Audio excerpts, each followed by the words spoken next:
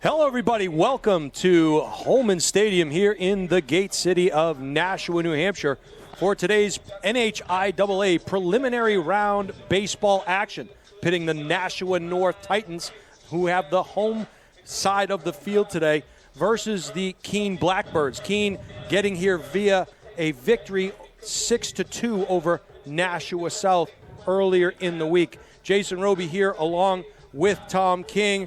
Our cameramen on the day will be Tyler Thompson and Tim O'Neill. Our executive producer for Nashua ETV is Pete Johnson. I'm joined here by Tom. And Tom, this is a Keene team that's really seems to be firing on all cylinders. They come in here with a record of 10-6, 11-6 now after their opening round victory over South, but a relatively impressive victory against the South Purple Panthers. Yeah, Keene's got a really decent team. They're going to hit the ball.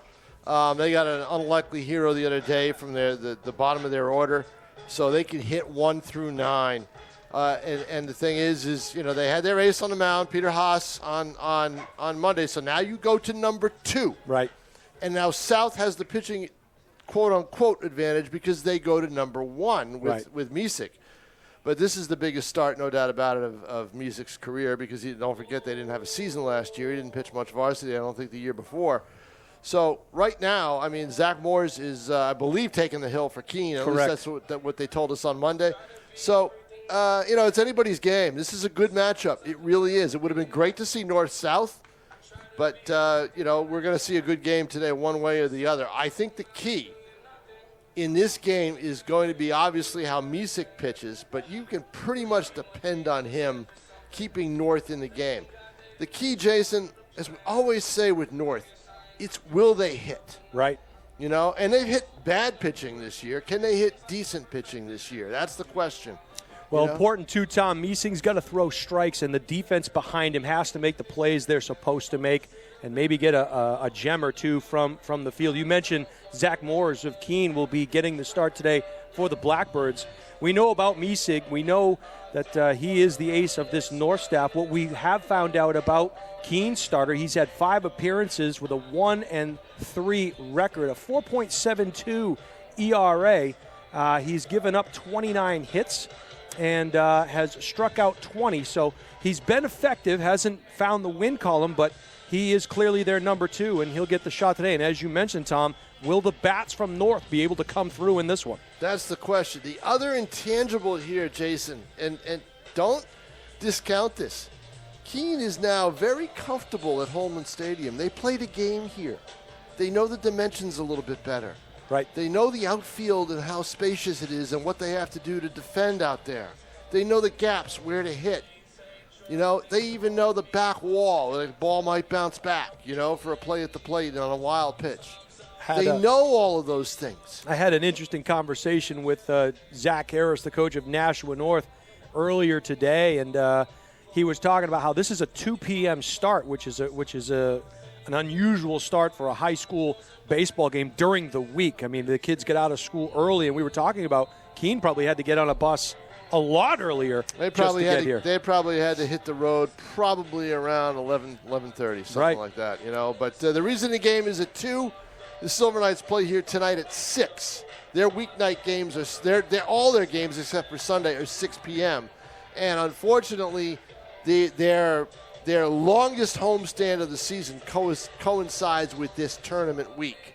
So that's why the unusual start. But you know me, Jason, the earlier, the better. Right, no doubt about it.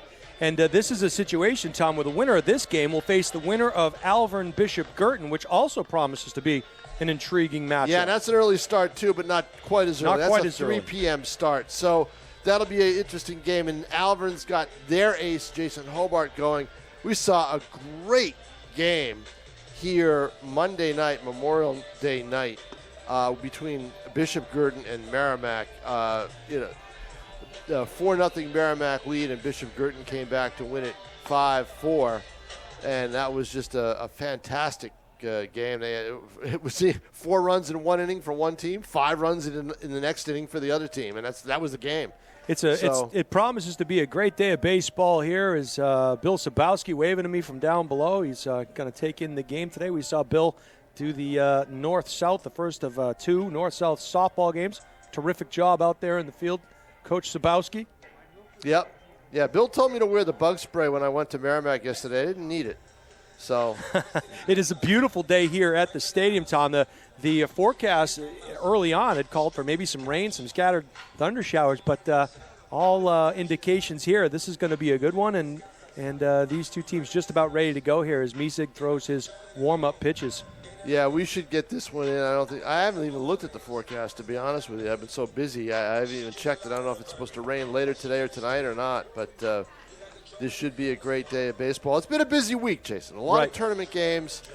You know, I gotta give a shout out, Tom, to the sorry to cut you off there, but the North and South track teams, boys and girls, state champions. Yeah. You know, you have a you got the girls and the boys winning, the state title for second time since '99 that 2 teams won them both. Right.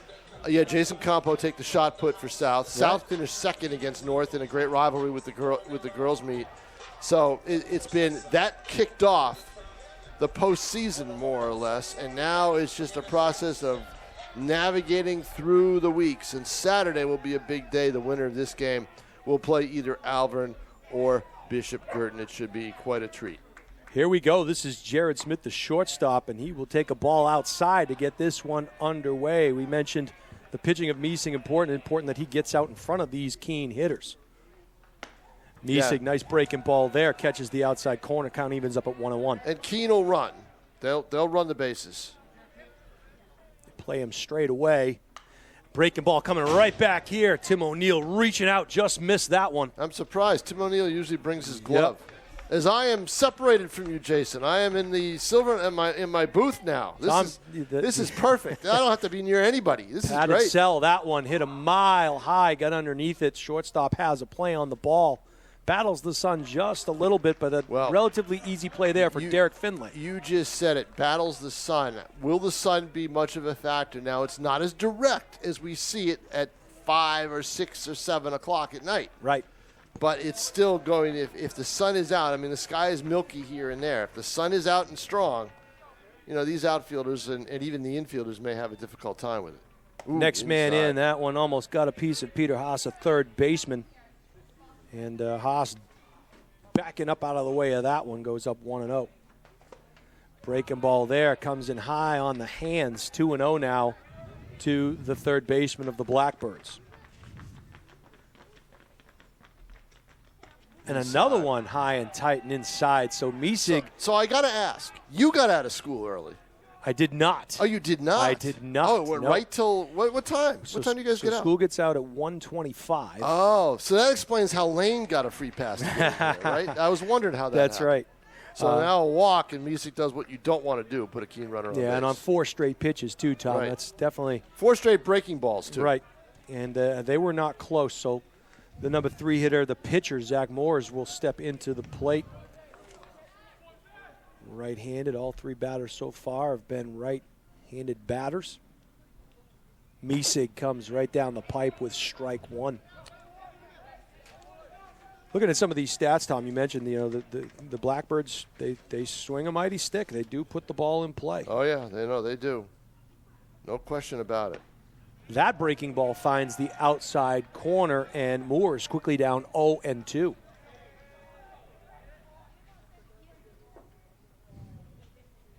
Working from the stretch now.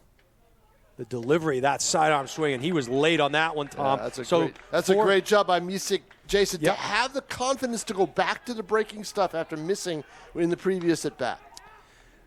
So, not one to be outdone, 4 straight balls, and then 3 straight strikes. So 2 down quickly here as the cleanup hitter, Liam Conley, the right fielder, will step into the left side box. A quick look over, a nice easy toss to get Schmidt back to the first base bag.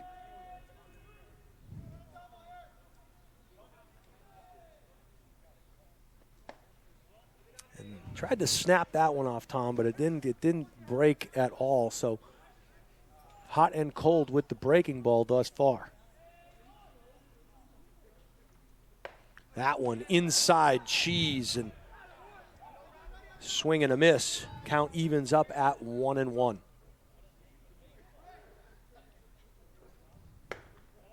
Fastball outside, 2-1 now. On deck is Sharik Khan. Khan had a day on Monday. Very much unexpected. He batted 7th in that order. Wow. And now he's moved his way up to 5th. Khan listed here, Tom, as a .231 hitter throughout the season. Yeah, so. I mean, he's an athlete. Right. But he had a couple big hits on Monday and really carried this team. Knocked down by the first baseman. Quickly over to register the third out is Liam Novak. And we mentioned Liam's sister, Madeline Novak. She won the javelin, Tom. She came in 3rd in the shot put, and she was 4th in the discus. She had herself quite a day at the Class L meet earlier last weekend. So dating yourself, Jason. It's not Division I. Excuse me. It's boy. Used to be Class L. There you go. Yep. Class L champions. But she had herself quite a day. 20 points registered there. There's a lot involved there with the track because you had Art Cobbs has coached forever, so anything he gets now is just extra special. Yeah, notching, I believe, his 4th or 5th state title since North became a school in 04. So. Right, and the job that Jackie Thompson and Renee Archer did, basically on their own. I don't think they had a third coach. I'm not sure. At least they didn't have a thrower coach. There may have been somebody down there helping him. Okay, yeah. You mean the subtle assistant who shows up when needed? You're on speed dial. All these coaches, right? Yeah, that's something like that. So. Yeah. But it was a great day for those kids, and just an outstanding. Doing it on 2 separate nights too, pretty interesting. The girls were on Thursday, the boys were on a Friday night. They did that for COVID reasons. They didn't want the big crowd. No, it's a good idea. Yep, one after the other, rather than have them simultaneous as they normally are. Right. So in the other divisions, they did that with Division III. Division II had the same site but different times, one after the other. At Pelham, that was Division II, the boys and the girls. Well, we are just about ready here to see North come up with the sticks for the bottom half of the first. Derek Finley, a second-team All-State player, also a starting corner on that championship football team, will lead things off. The shortstop wears number 2. And some promising days ahead, one would think, for Mr. Finlay. Moore's that slow breaking ball that stayed high up in the zone, didn't quite break, so Finlay up 1-0. That one outside and in the dirt, 2-0 now quickly for Finlay. Judging by what I see, Finley can probably wait Moore's out to get a free pass. Let's see. Ooh, that was a high pitch and outside, but called for strike one. Yeah, I had the angle too. It looked that way here, but we'll see. Ooh, see but that was a strike. That was a strike. 2-2 now to Finlay. So Morris comes back, gets that call, and now when you get a call like that, you force the batter to swing. Right. Swing and a miss on him. Morris comes right back. Very impressive. That fastball, those last 2 specifically, looked really good. So Finlay is down on strikes for the first out of the bottom of the first. Andy Berry, the right fielder, will step into the box. And Morse is working fast here, Tom. That one fouled straight back. Just Tom King maybe had a chance to make that play. Just over me. All right. Too high. Would a younger, more spry Tom King have made the play? That will be the question. Yeah, he would have fallen out of the booth. Swing, and late on that cut was Barry, so quickly down 0-2 here. So a little bit of control problems early on seems to have been fixed by Moores. We'll Shortened up his delivery. Yeah. Look at that pitch. Yep, that breaking ball just missed the inside corner. 2-1 now, or 1-2 rather. That pitch had some heat on it. Snapping the catcher's glove. Count evens up at 2-2. One down here, bottom of the first. Preliminary round action. Don't forget, Jason, the factor of this is the first game that really means anything. Right. You know, all those other games were basically just, as Jim Guy would say at Nashua South, glorified scrimmages. And there's a called third strike. You better swing at the outside pitch, it looks like. And that pitch, Tom, was definitely closer than the one prior to it. So it was definitely a strike. 2 down quickly here, the backwards K on that one. But Moores is going to try to work the corners. Yeah. So if you've got a pitch that's to the outside part of the plate and it's anywhere close, you better swing because I think the right hand is going to go up otherwise. He's getting that call. Yeah, the nice breaking ball there. His stuff is on. Didn't look at it from the first 2 pitches, but boy. Yeah, he's got it going now. Jimmy Reel, the left fielder, steps in with 2 down here in the bottom of the first. And that pitch taken for a strike. It's important for North to get up first because I think their bats, it's tough for them to come from behind, Jason. Yeah. And like you said, Tom, this is a Keene team that's very comfortable with the friendly confines of Holman Stadium. Yep, they've played here already, so that's good. That ball is rocked. Hit into center field. Looked like he had it shaded fairly correctly. Good defense on Keene's part. You're right. They shaded him to the right. They shaded him towards left field, and that's why he was there to make that play, and that's 3 up, 3 down. Jason Roby, you can take it for a couple innings. I'm going to go down and get some still pictures. All right, that is Tom King. That's a translation for I got to get a hot dog and a bag of chips. So that too. We are just about ready here to head into the top of the second inning. We are in a 0-0 tie here at Holman Stadium as the pitchers for both teams starting out fairly well. Zach Moores, we mentioned from Keene, was having some trouble in the early going, and by early going we mean first couple of pitches, finding the strike zone, but seems like he has fixed whatever ailed him.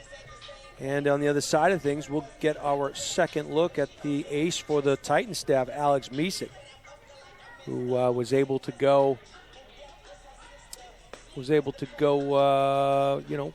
pretty short order there. He gave up 1 walk in that top of the first inning. Also had a strikeout via the swing and pop up to short and a ground out to end the top of the first.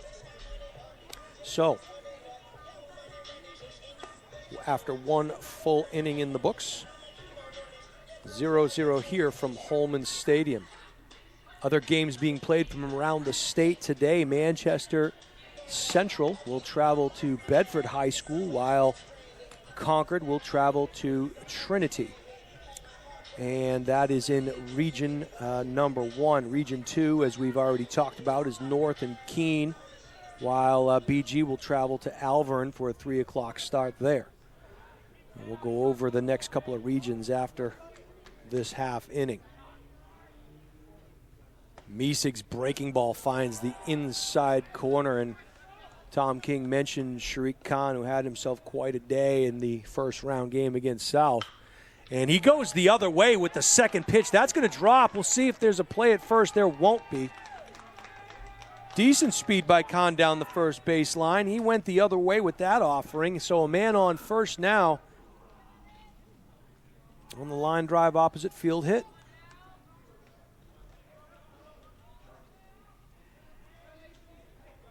Next up is the first baseman, Alex Charles. Another right-handed batter for the Blackbirds, and they'll quickly check Khan back to first. A little bit faster throw from Misick over to Novak. So they are very aware of him. Misick has that long sidewinding delivery where he leans off towards third base side. We'll see if Khan tries to test the arm of Corey O'Day. That pitch taken high. Count evens up at 1-1.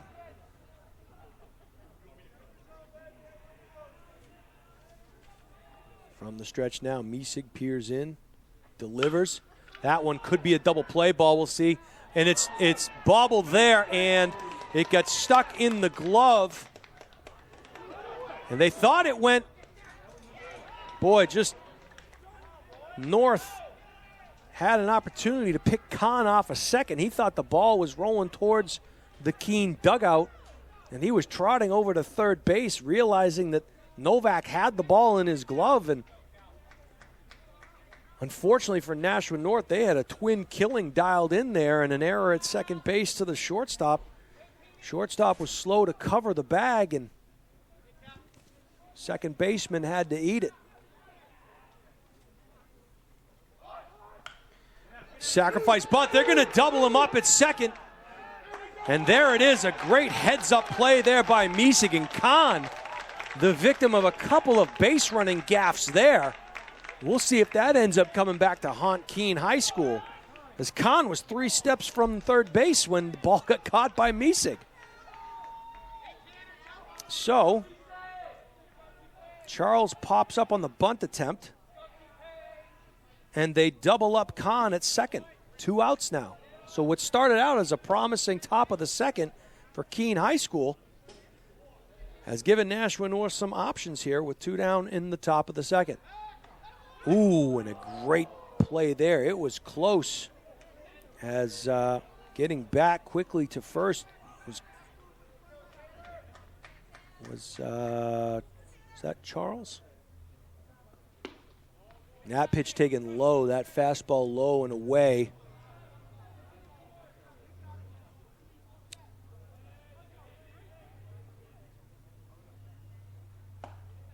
Strike taken there by Tanner Payne. He is the DH. He's batting for center fielder Austin Morris here. So Payne is the DH. That pitch taken outside. O'Day tried to frame it, but just a bit off the corner. 3-1 now, which makes that double play all the more important for the Titans. And they check back there, and they get him. They do not. Boy, it was a close play. The umpire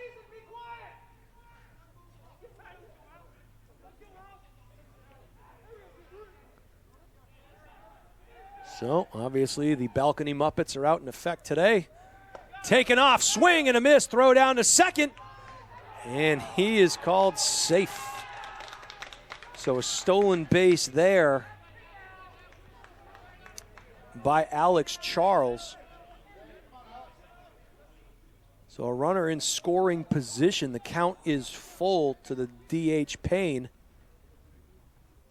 Swing and a miss, and that will do it here in the top of the second. So Misig gets out of some early trouble. A nice heads-up play in the field after a couple of gaffes. Does not cost the Titans.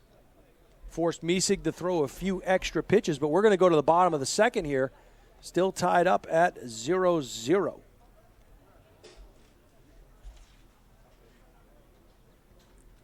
Great job here working with the Nashua ETV crew. Tyler Thompson is on the moving pictures thus far. Tim O'Neill is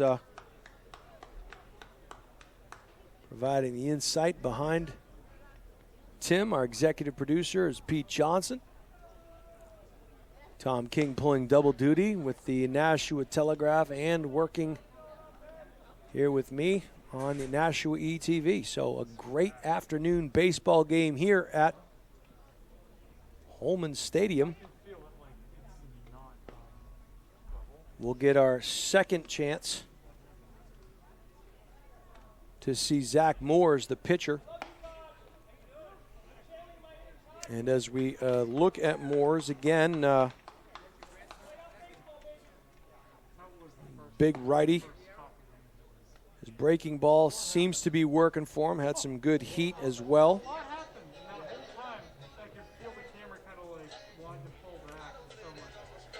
Getting his first look at Moores will be the first baseman, Liam Novak. So Liam batting cleanup here for the Titans. And Liam sends one high into right field. Checking the foul line, that one caught in fair territory. Novak first pitch swinging will pop up and out to right field. Nice conversation with Liam's dad prior to this afternoon's game.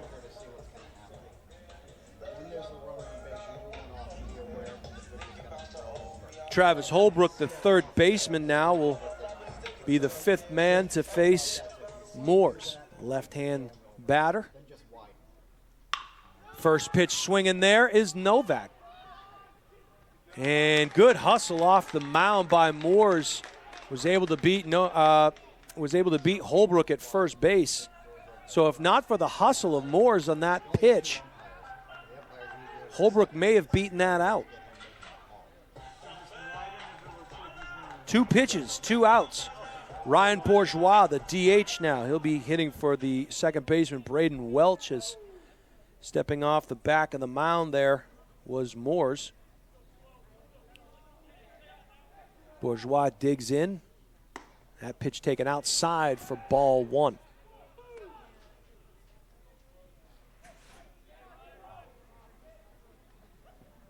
Swing and a miss there.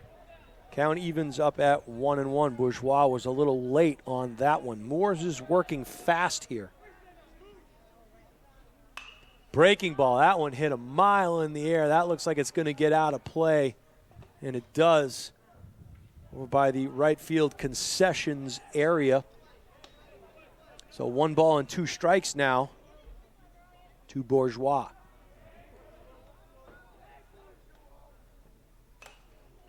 Foul back off the catcher's mask and just to the right of the Blackbird dugout. Staying alive is Bourgeois. He'll probably shorten up that bat just a tinge.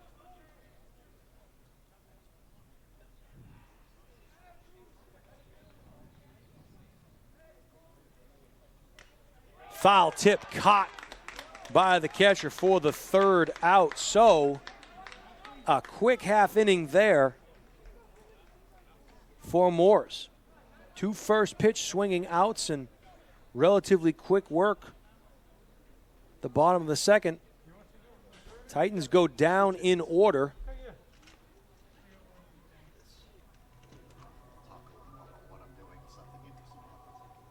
So we will go to the top of the 3rd. Both pitchers working relatively quickly here.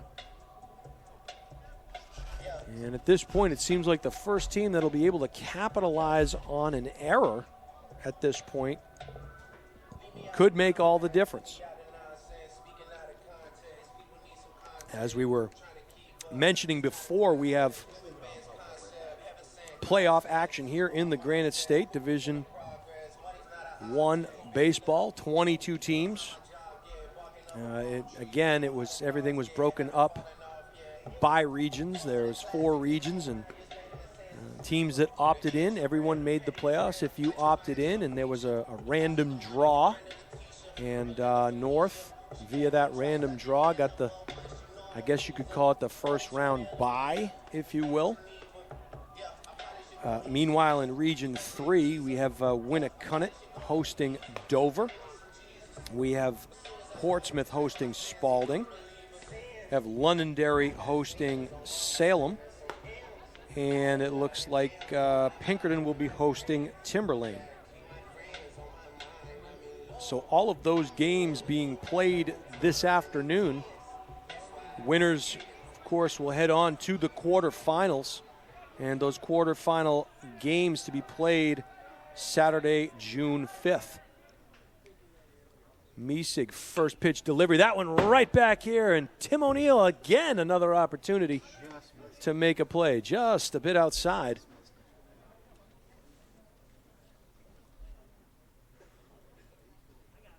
Swing and a miss, and a good pitch there by Miesig. He jammed up. And that is Jaden Phillips. He jammed up Phillips. And did he go? They're going to check with him. Play will be at first. They're going to say he went, and the throw out at first base. So Phillips goes down swinging for the first out here in the top of the 3rd. Getting his second look at Miesig is Jared Smith, the shortstop. And that breaking ball stays just a bit inside. Schmidt up 1-0. Fastball outside corner. Strike. 1 ball, 1 strike, and 1 out here, top of the 3rd. Swing, and that one fouled back to the right side. It's a pretty popular area back here today. You got to be on your toes. And speaking of being on your toes, there's Dante Lorende, who's in charge of the foul balls today. Nice job, Coach. That ball hit a ton. Looks like it's going to get out of play. Giving chase there was the first baseman, Novak. That was in dangerous territory, but it'll fall foul. So good hustle there by Novak. He was unable to run it down. 1 ball, 2 strikes now to the leadoff hitter, Schmidt. Mentioned Keene comes in here with a record of 10-6, 11-6 overall, while North has a record of 6-8. They do not check with the umpire. He did not go around, so was not close apparently. And Schmidt just throws his bat at it. Play, relatively easy play there to the second baseman for the Titans, and that was Braden Welch. Welch able to gobble it up and make the good throw to first. 2 outs here quickly in the top of the third.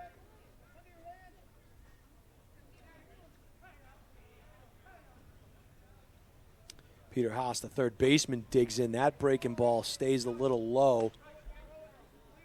Haas up on the count, 1-0 now. Ooh, not sure what that pitch was. Looked good from here. 2-0 now. Swing and a ball hit high. Looks like it'll be a relatively easy play for the right fielder, and it is. That was Andy Barry out there. Came in a couple of steps and backed up one, and he will catch it for the third out here in the top of the third. So Miesig doing quick work here like his counterpart Moores. So we will head to the bottom of the third in, I guess you could say, a pitcher's duel up to this point, as both pitchers pitching to contact, and then the fielders are making the plays they need to make thus far. So as we head to the bottom of the third, your score 0-0. Still just 1 hit on the board, and that is by Keene. And one of Tom King's points of emphasis was the North bats have got to come alive here. And one would think getting to this Keene pitcher and not making him throw a lot of pitches. Last half inning, there was only a couple of pitches thrown, and he was out of the inning in relatively short order. I believe it was maybe 5 or 6 pitches for the inning, so Moores was able to make relatively quick work of the Titans' bats.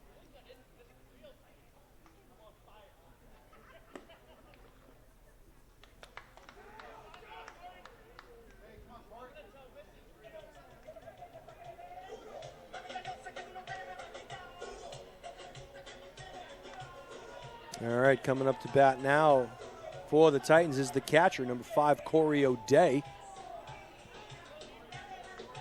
O'Day steps into the back part of the batter's box, takes a couple of check swings. Moore's the delivery. That breaking ball, and a nice one there by Moores as he catches the inside part of the plate.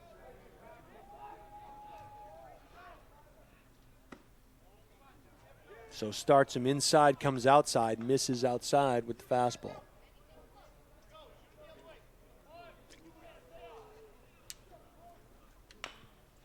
Got a piece of that one fouled off the plate and then off of O'Day, so that is a foul ball.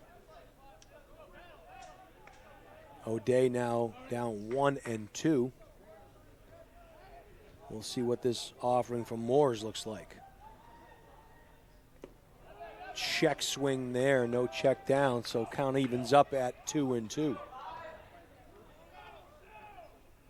Once again, Moores just working in a very efficient pace here. Swing fouled straight back into the netting.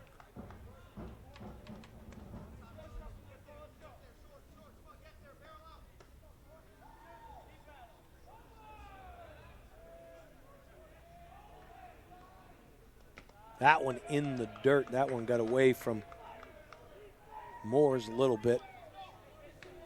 So count is full now. O'Day will be protecting the plate. We'll see if North can get somebody on. Swing, a hot shot to the shortstop. Gets there quickly. A nice throw and a good play there by Jared Schmidt as he gobbled up that offering and got it quickly over to the first baseman, Alex Charles, for the first out. So good contact there by O'Day. Unfortunately, it was hit right to the shortstop, who made a relatively easy play.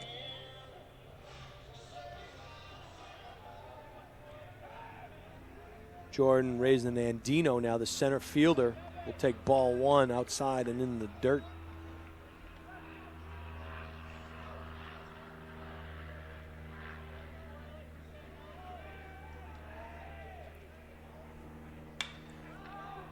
And Andino pops up to the first baseman, loses it a little bit, able to gather it, catch it in fair territory for the second out. Might also add, nice to see so many multi-sport athletes here for this Nashua North Titan team. 4 of the starters are also football players. The state champion football team this year.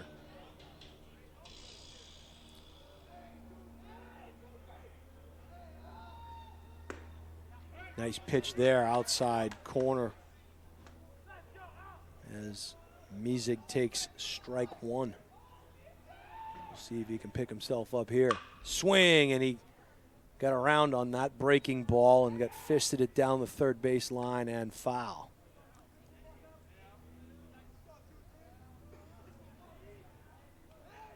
And I believe it's 0-2, even though the scoreboard says 1-1. And he waited on that one. That could drop. We'll see if he gets there. He does.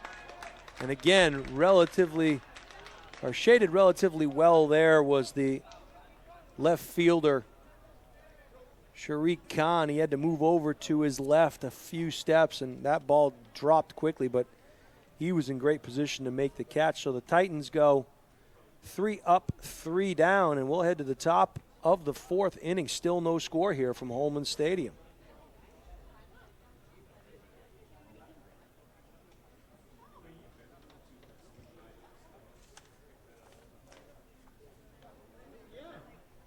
So as this goes along, we'll try to get a couple of other scores for you.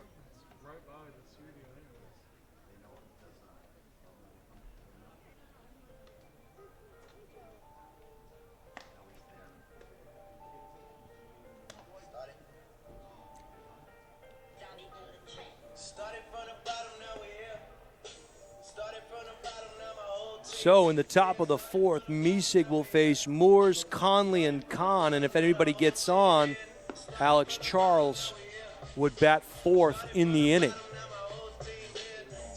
Moores struck out swinging his first time seeing Misig, so we'll see if he has his timing down.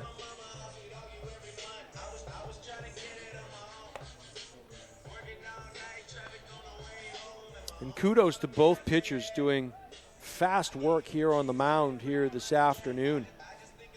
Quick work. They get the pitch, they make the pitch. Top of the 4th. Still just the one hit on the afternoon. That was by Keene. That ball fouled back and out of play quickly to the right side.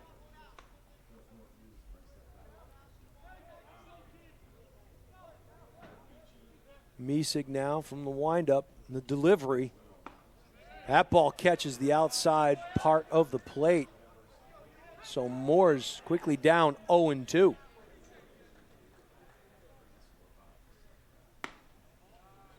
Waste pitch there. Misig goes well outside, tried to get Moores to chase it. He'd have none of it. 1-2 now to the Keene pitcher. Swing, and the breaking ball off speed, and that one fooled Mowers. So his counterpart got the better of him right there as Miesing records the first out via the K. Liam Conley, the right fielder, will step into the left side box now. Mesig comes high and outside for ball one. Conley grounded out in the first inning. So he'll get his second chance at Mesig. Swing, and that one hit a ton, but out of play to the left field side. Count evens up at 1-1.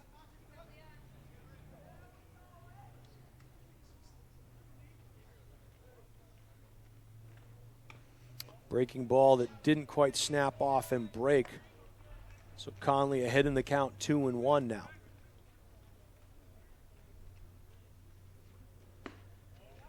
That pitch taken inside, 3-1 now. So base runners proving to be an important commodity here.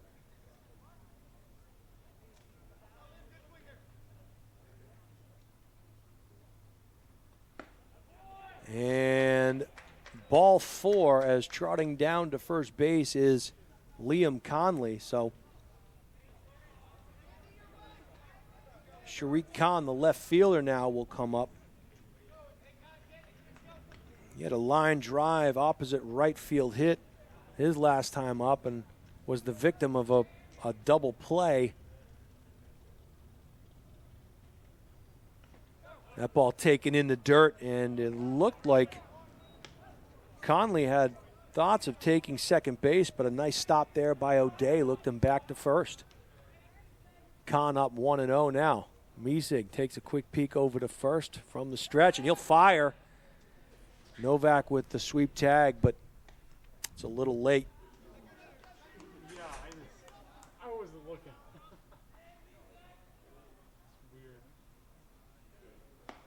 Khan swings at the outside offering. So a good pitch there by Alex Mesig. Even the count up at 1-1. Mesig doing a little grounds work there at the front of the mound.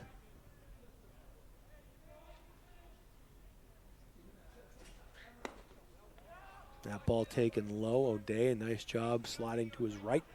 Keep it in front of him. 2-1 now to Sharik Khan. He's not shy. He will swing the stick. And as I say that, okay, ball three. So 3-1 now to Khan. That looked like a pretty good pitch. Didn't miss by much. And then another check back over to first. So they are very aware of Liam Conley, the right fielder over at first base. Getting into scoring position, extremely important. And again, it could be another double play offering. And it is just that. And the Titans turn two. Say that 3 times fast. Great flash of the leather there in the top of the 4th inning to retire the side for the Blackbirds as a nice 4-6-3 double play for the Titans.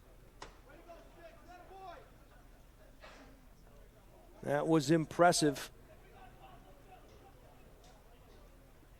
Nice job gobbling up that ground ball by the second baseman, Welch, and he calmly flipped it over to Finlay, who swept the right foot across the second base bag, quickly over to Novak to retire the side. A great job there by the Titans.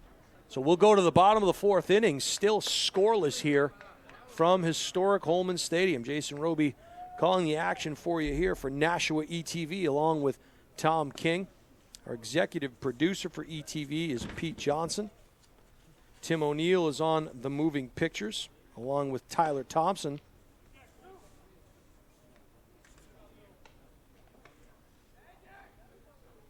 And we'll get another look at Zach Moores, the pitcher for Keene.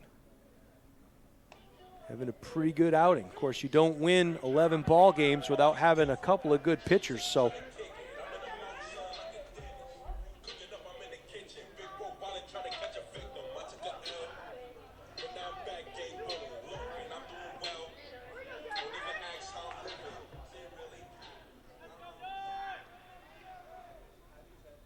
swing and putting it into play there is Finlay.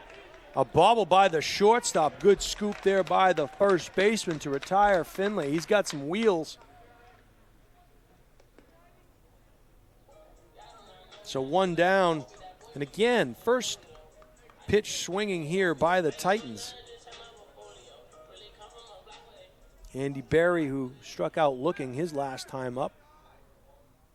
A slow breaking ball that doesn't break, goes over the top of Berry's helmet.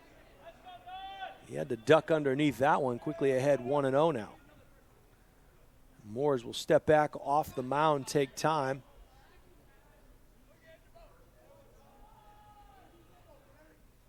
Breaking ball, and he waited on it and just hit foul. It was curving towards that third base bag and into foul territory, so the count evens up at 1-1 to the Titan right fielder. That pitch taken well outside, 2-1 now.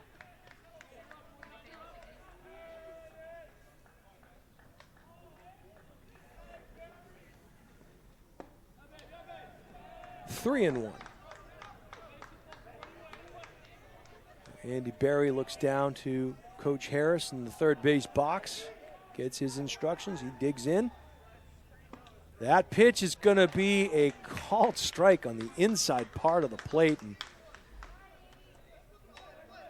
definitely hard to see from here, but it did look inside. 3-2, full count now.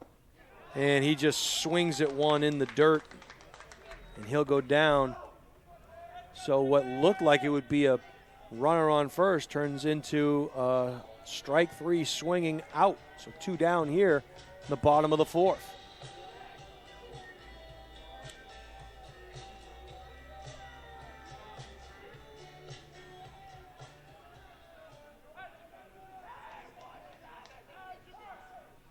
Jimmy Reel watches strike one go by him on the breaking ball.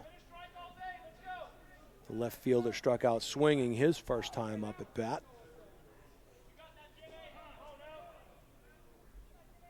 And again, Moores will step back off the mound to gather himself.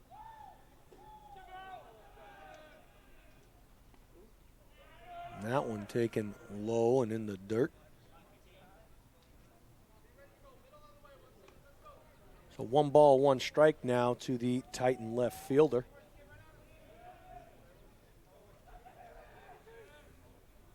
Breaking ball, and Reel got around on that one. Hit it to the left side, foul territory.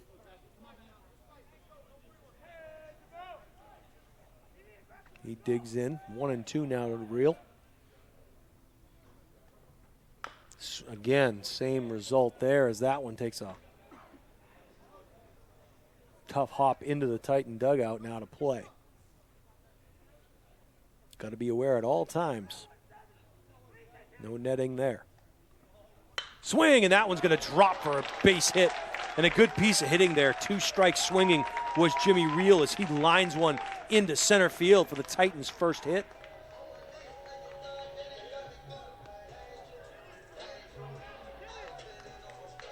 That'll bring up Liam Novak, Titans' first baseman, with a chance to get the runner over into scoring position. But he'll have to do it with 2 down here in the bottom of the fourth. So we'll see what Novak can do. He popped up to right field his first time at bat. First pitch swinging again. That one's going to get out of play to the right field side.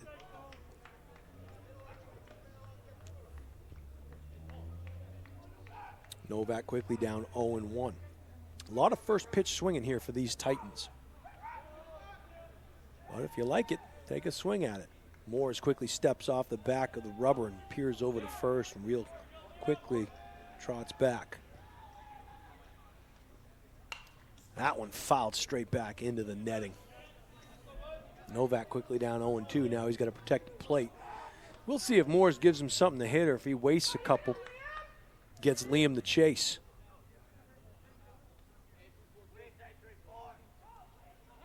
Quickly back over to first is Reel. That was a nice snap throw from Moores.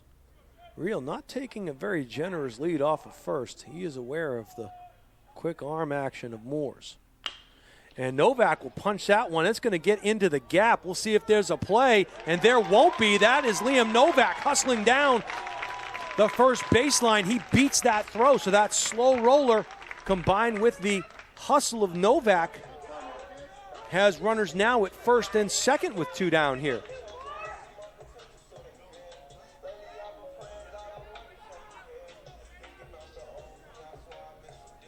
So Travis Holbrook will now get a chance to drive in the game's first run as Jimmy Reel is in scoring position down at second base. Holbrook grounded out to first, his first at bat. That pitch taken well outside.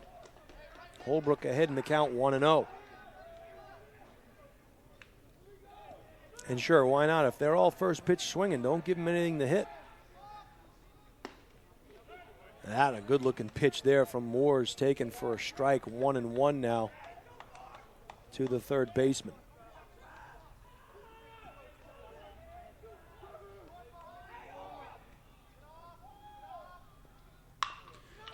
Stroke down to first base, and he'll take it by himself. So good flashing of the leather there by the first baseman, Alex Charles, as Holbrook grounds out to first to end the inning. So we have 4 innings in the books, still no score.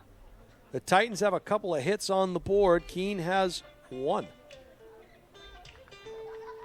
And as we mentioned here, the winner of this game will play the winner of Alvern and Bishop Girton. That game being played over at Alvern at 3 p.m., so about 10 minutes away from the start of that one. So if the Titans were to win, would get an opportunity to face Alvern or BG. But this is I firmly believe that this is a Keene team that can make some noise here if they're able to get out of this round. But the Titans have some fight in them, which is nice to see. And Miesig will take the mound for the top of the 5th.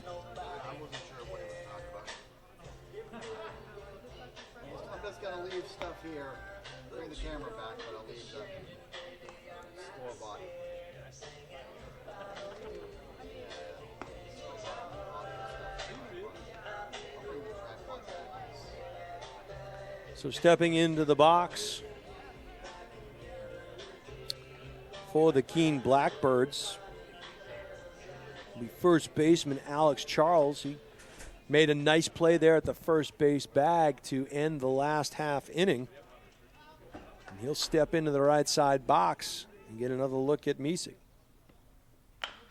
And he'll ground that one to the second baseman, in a relatively easy play there by Braden Welch. So first pitch swinging there was Charles. We have an old-fashioned pitcher's duel going, don't we? We sure do. And a lot of first pitch swinging, Tom. And the other thing I'll tell you is both these guys are working fast. There's not a lot of downtime between pitches. Well, they're working fast because there's not many people on base. Once people get on base, things, multiples on base, it'll slow down.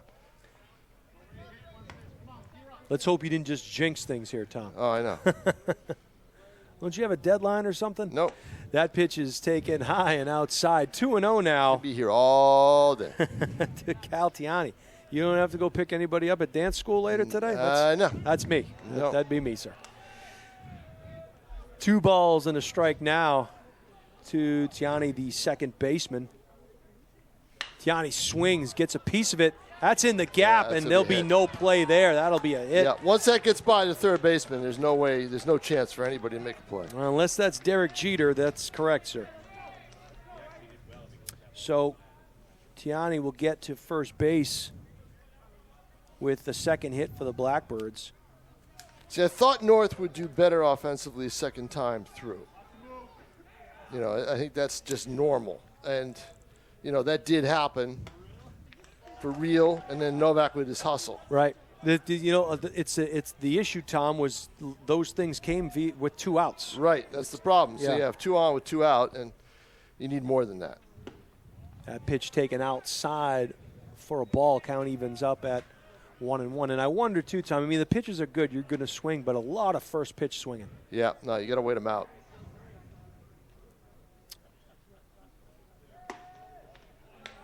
Yeah, see, Misek now has got to trust his stuff and pitch to contact. Right, Tanner Payne, the designated hitter, who struck out swinging the first time up. So that's why you just go right at him again. Both pitchers doing a nice job throwing the runners back to first. Yeah, keeping the runners there. Hasn't been too much movement. One stolen base in the game.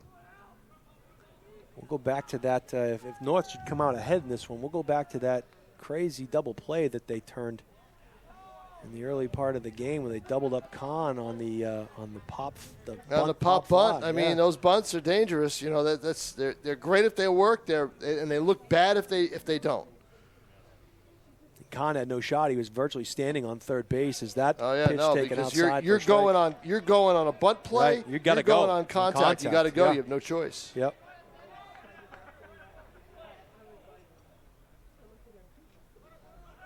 Swing, and that one, that's going to drop because they were covering second on the steal attempt. Yep. And, boy. Hit and run, and that's why the hit and run can work sometimes.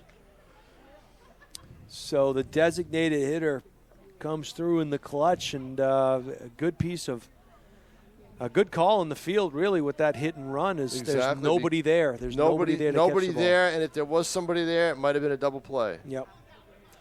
So one out here as the catcher, Jaden Phillips, steps into the box. He struck out swinging his first time. But, you mentioned that once and they'll call time, Day will come out and talk to Misek. Yeah, and he'll tell Misek, this is what I want you to throw, and don't worry about trying to fool this guy. You struck him out the first time. He's number 9. He's the 9th hitter. Just pitch to contact. And knock on wood, but the Titans have, aside from that double play issue in the early going where they missed that double play, have played fairly well in the field. Mm-hmm.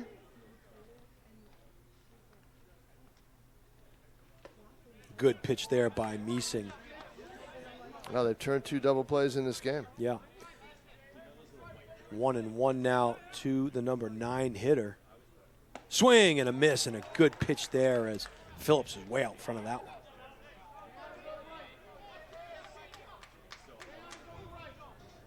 So this is an important out here for the Titans. If he changes speeds and comes in with a high fastball. Nope. Yeah, you got too cute. Yeah. See, too cute. That's why you got to go at the hitter in this situation. Right, no doubt about it, Tom. Just like that. Just like that. Yep. So it came a pitch late, but it came. So Phillips will swing and miss again for the second time. And now a dangerous guy up because he's a contact guy. If he's a leadoff man in an order, he's going to be a contact guy. Yeah. So this is a dangerous hitter right now for Misek, and the North fielders have got to be on their toes, and there's a big gap in between the shortstop, and now he moves over. Yeah. They're checking him. Swing and a miss, and he changed speeds there, Tom. And a nice job by Misek. Speeds and went away, but there it is again, the first pitch swinging. Yeah. We'll see what he does with Schmidt here. And that one. Ooh, that may be trouble with the sun. And the second baseman, big job of play. Yeah. Yep, big job of pitching. But I'll warn you, the next inning, Misek is going to have to be a little craftier and a little sharper because it's 2-3-4, and this is where Keene can do 2-3-4-5, and that's where Keene can do their damage. Well, we're coming into the bottom of the 5th inning now. The score still locked up at 0s. Keene with 3 hits, North with 2 hits. And a pitcher's duel here at Holman Stadium as both of these teams playing well thus far. Good pitching and good fielding behind that pitching. And Tom, you'd mentioned it is a relatively overcast day as I look out. The cloud cover is coming, but when can we is that sun as I look? I don't see, as far as shading goes, there's not a ton of it out there. Yeah, there's enough cloud cover to help, but when the sun all of a sudden comes out, that causes a little bit of a problem. Why? Because it hasn't been out fully the entire game, so you're not used to it. So all of a sudden it's out bright. And if that happens at the wrong time, when a ball is lofted in the air, maybe right field, right center field, that's when the problems can occur. If it had been steady sunny, ironically, they'd have shades, they'd have glasses, or they'd be used to it by now. Right. Maybe some eye black out there, maybe. Yeah, maybe. But right now, I mean, as I look at the forecast, it just is cloudy all the way through. Yeah. So rain is maybe possibly showers, close to, 10, 11, 12, 1 a.m. So, and then just cloudy again all day tomorrow, but with some maybe chance of thunderstorms later in the afternoon. All right, well, this is the designated hitter, excuse me, Ryan Bourgeois.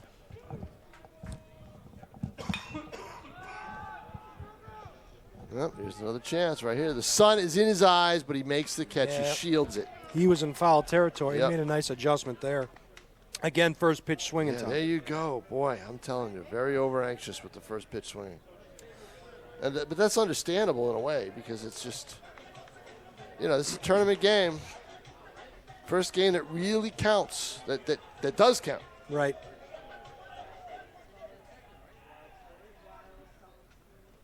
Nice pitch there outside corner, and O'Day, the catcher who grounded out to the shortstop, his first time up, will get his second look at Moores. Swing and a high strike there, quickly down 0-2 now.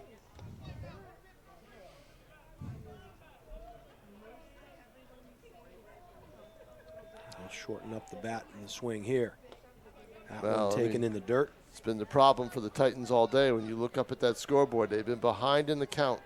2 strikes usually in the first 4 pitches against them. That one fisted, and it's going to just make it out of play beyond the netting to the left of the Keene dugout. So he'll stay alive at 1-2 here with 1 down in the bottom of the 5th. Winner of this game will face the winner of Alvern and Bishop Girton, which is just about ready to get underway at 3 o'clock. Pitch taken high for a ball. That game over at Alvern, right, Tom? Yep. It's a nice long walk from the parking lot.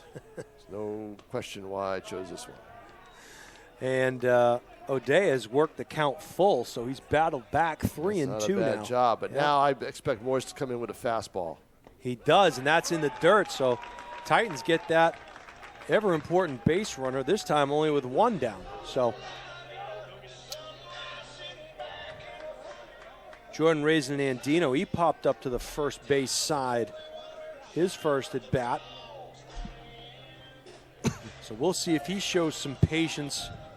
Third baseman is in, looking for a bunt. Boy, I'll tell you, if you could pull one right over him, yeah, you got a double on your hands. And you called it, Tom. He is squaring the bunt. He is squaring. I don't know why. Why would he be squaring the bunt with 1 out? I would.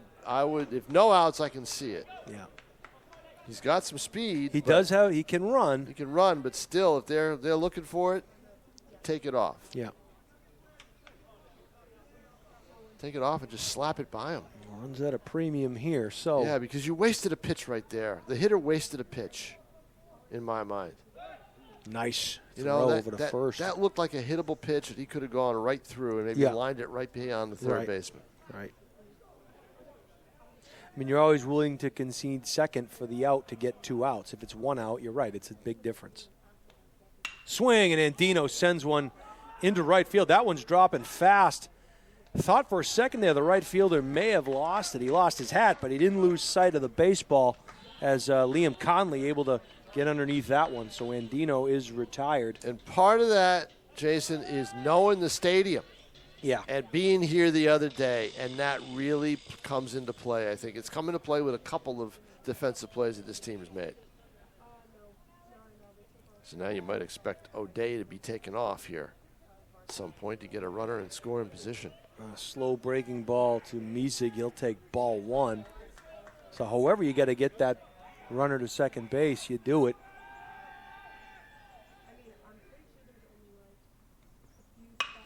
Oh, that may do it. That could get over his head. He's settling. I think he's settling under it. He's got it. Willie Mays Hayes style. What a catch. What a catch. Over the shoulder catch.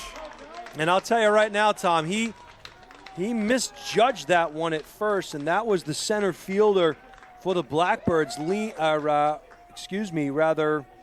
was Austin Morris. And, he's got some wheels out there. Yeah, Morris, who isn't hitting, so he's using his legs only for defense, and it worked. Boy, he got back on that ball because that ball was hit hard. Music really hit a shot. Well, that would have produced the game's first run. And It he probably sure would have would've. had somebody standing on third as well. So Yep. And he makes a big catch. we'll look back at that one if things don't work out for these Titans. This is a key inning right here, as I said after the last inning. Music has got to work his way through this part of the order. And as you mentioned, Tom, he'll be facing the 2, 3, 4 hitters. He'll face Haas, Moores, and Conley. If anybody gets on, Sharik Khan.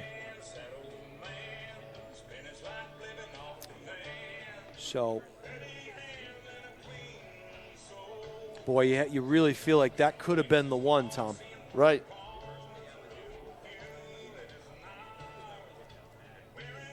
And now you know why those outfielders' gloves are oversized. Yep. Got to reach for those. And that ball, you know, as I look out at the flag blowing in left center field, it's blowing right to left, whereas earlier in the game it was blowing left to right. So I wonder if it was a swirling wind out there or if he, you know, maybe misjudged it. But that was a great stroke by Misig. Just a better play by the center fielder Morris. So we'll see Misig here for the start of the 6th inning. Relatively efficient game in terms of numbers of pitches being thrown. Neither pitcher really being taxed with a lot of pitches here. So unless they get into trouble, I have to believe they could both go the distance. No, I think you stay with your Yeah. guys right now. Peter Haas will get his third look at Misig. That one grounded to third, and a nice play there. Is that Dan Moylan at third? I believe the that skipper? is. Yeah, I believe it's the skipper, yep. Good job there by Coach Moylan. Want to thank him for sending along player info to us. As quickly down 0-2 now is Haas, the third baseman. He popped up to right field his second time at bat and walked the first time. Did he go? They're not going to check. They are going to check. First base umpire says no. 1 ball, 2 strikes. Thomas Lorendi doing a terrific job on the scoreboard over here. Swing, and that ball roped over the shortstop's head, and Finlay showed some ups but had no chance at that one, and that'll be a long single. Yeah, for Haas, and this is the third time through the order. That's why with 2, 3, 4, 5, this is why I'm thinking this is Keene's best chance right now. So Zach Morris, Zach Morris would be saved by the Bell fame. But Zach Moores, the pitcher, has struck out the last 2 times swinging. He skies one again, first pitch swinging, and Braden Welch will settle onto that fly one. rule should be in effect. Yep. And it is, and it was, and there is 1 down. So Moores will pop up to the second baseman. We'll see if they're at double play depth here. As Liam Conley, the right fielder, the cleanup hitter, he walked last time at bat. Conley ropes one down the right field line, just foul. He waited on that breaking ball and just a little too far out in front, down 0-1 now.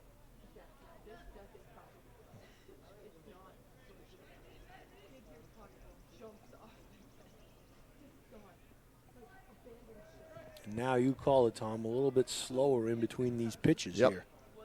Swing, and a ball fouled off to the left field side, out of play. So 0-2 now to the cleanup hitter, Conley.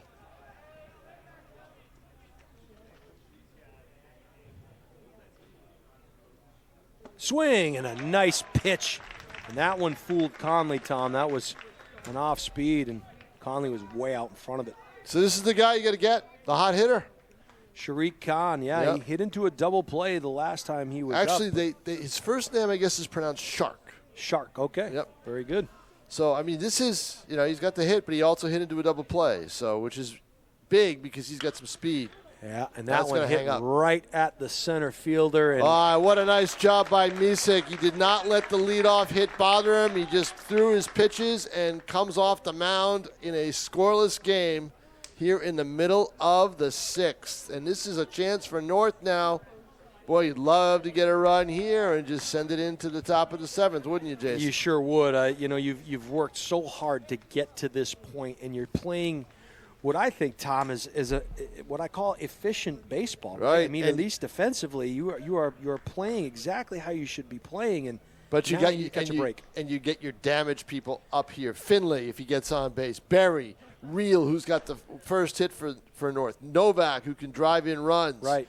You've got some, and Holbrook, you've got some people now, 1 through 5, if you can get them up in this inning and scratch out a run, and then count on Misek to do the rest. And I wouldn't say, Tom, necessarily that Moores is tired, but what I would say is they're seeing him now for the Third time through, yeah. which is why I thought last inning might be tough for Misek with that middle of the order of Keene, but he pitched his way out of it. Right. Did not let the leadoff hit bother him, and Keene wasn't able to move. They didn't move the runner, which shocked me. I'd run him around, get him going. Yeah, you got to generate some offense here. You got to, and then we talk all the time about winning the inning, and you've got to win this inning. I mean this is a big inning for them. Yeah, this is it. I mean, they can if they can get 1 or 2 runs here from Misek in the last inning, it would be huge. And there's no doubt Zach Harris is going to go with Misek as long as he can. Well, you have to. It's win or go home, right? Yep. And that taken right, and ball that's good. 1. No first pitch swing. Right.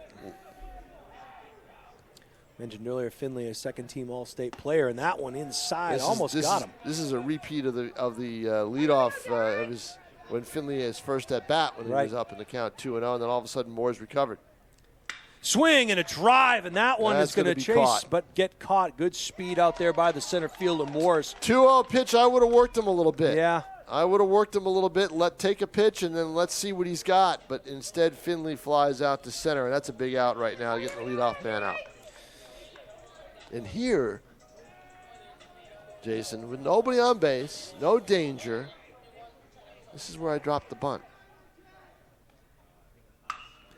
Or stroke one to left field. That's going to get out of play, but yeah, foul. Just got to straighten that. Just got to straighten that out a little bit. He's got to run.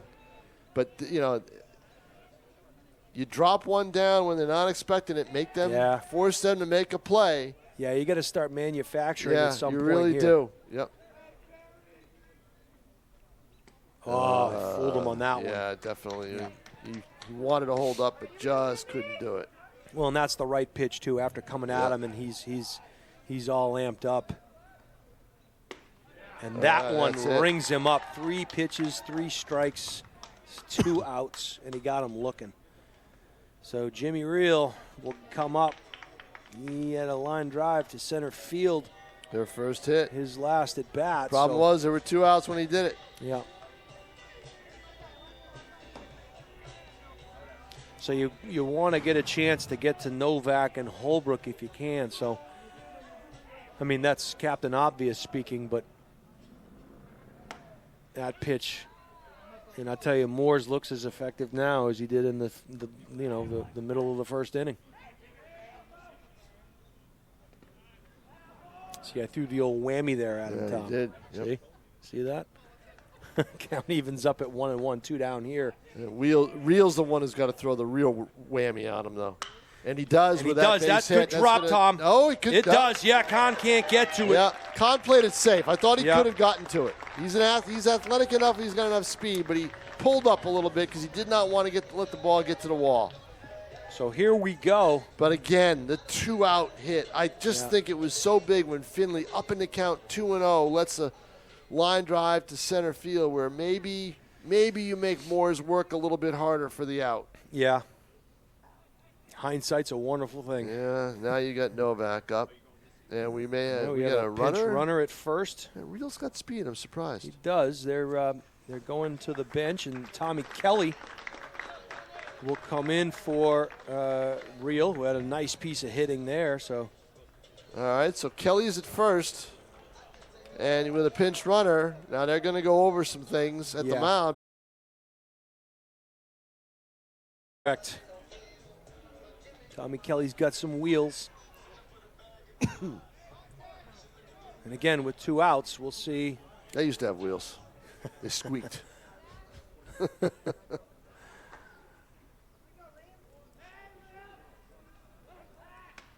Quickly checking on Tommy Kelly. He slides back into first. You got some Silver Knights in the stands watching this one. There you go. They want BP if they can get it. Yeah, right. Novak takes ball 1 outside. Kelly with a modest lead. Yeah, he's not going with that lead. I see Moores is trying to give his catcher a pitch where he can get up and throw. Right. And if you're Novak, you got to be thinking outside part of the plate. Moore's the quick throw back. Still to don't first. think Kelly's got a big enough lead to be able No, to you're right. jump.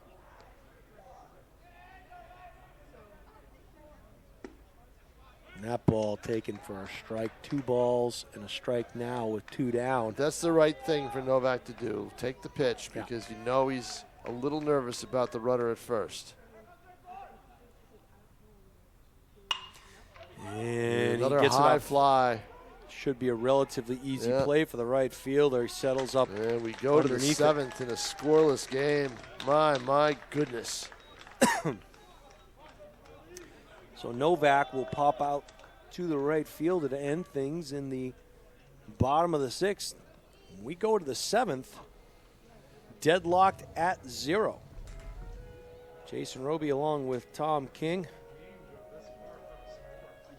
Nashua ETV, Tim O'Neill on the moving pictures. Executive producer is Pete Johnson.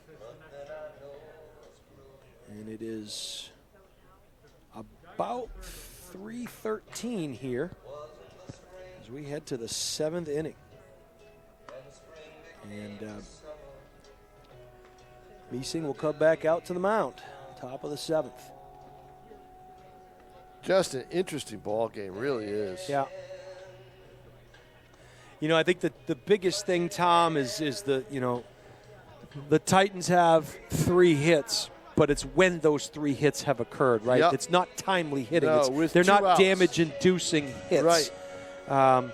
You know, you look at the base running, I don't want to say gaffes, but a couple of times when they were, you know, maybe doubled up or caught in a bunt situation where they got doubled up. I mean, you know, things that could end up costing you at the end of the day. So I said it early on, the first mistake here could do in one of these teams. And it's win or go home time here in the state of New Hampshire, NHIAA tournament.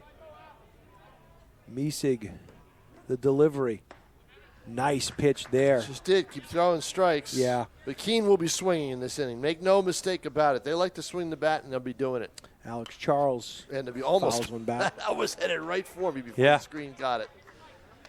Well, we could only be so lucky. Yeah, that's right. And And Alex you'd be Charles able to talk grounded all out. you want.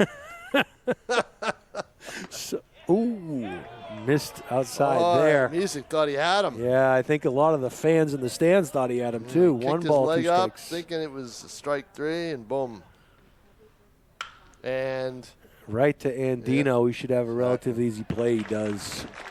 Andino's out there because of defense, because he's Right. able to. He's got the speed, and they know Keene likes to swing. Yep. And Cal Tiani had a hit his last time at bat, Yeah, so an we know infield he hit. likes to. He'll swing the bat. Bunted. Well, he almost does. He bunted into that double play in the first Right. inning and reached on an infield hit. Have you seen a lot of successful bunts this year, Tom, or is it a lost art? No, I Yeah. haven't. You know where I've seen better bunts? Softball. Saw one that just died right in front of the plate. And now behind the count, 2-0 is Misa. Second baseman digs in. Swing, and that one hit into right field. Can he see it? Yes, he can. Yeah. He had both arms out like maybe he was having some that trouble. scared me a little bit. Yeah, exactly. And he That probably settled. scared Zach Harris, too. Andy Berry able to Yeah. fool everybody and make the second out of the inning here.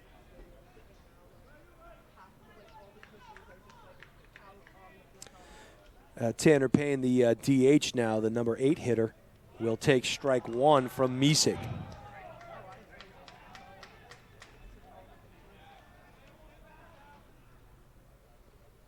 Oh, and a good pitch there, Tom.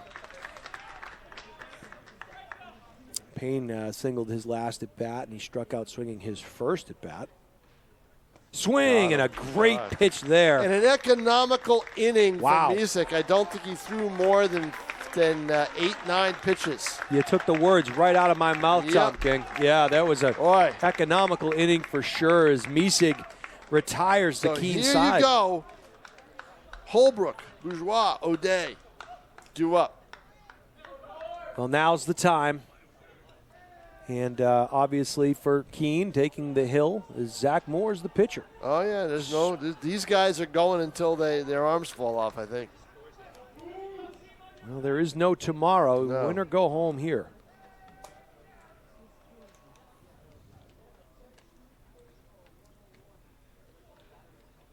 But it is just shy of 3:20 here, Tom, and we are already in the bottom of the 7th inning. You just put us here for another 3 hours. Well, not me, Tom. I have to leave and pick my daughter up at dance school, so if this thing should go too far into extras, you'll be bringing it home, sir. Oh, boy. Or Tim O'Neill will be getting his shot behind the mic. Tim's done it before. Yeah, there you go. A jack of all trades. I'll be here. I won't be going anywhere. Yeah. Wind could be a factor. Take a look at that fly out. Yeah, center field. definitely Blowing, right to left. Yeah, blowing, yep. And again, the game didn't start that way. I'm relatively certain it was left to right, so Yep. it's moved. And in the later innings here, it has definitely shifted out towards the left field side.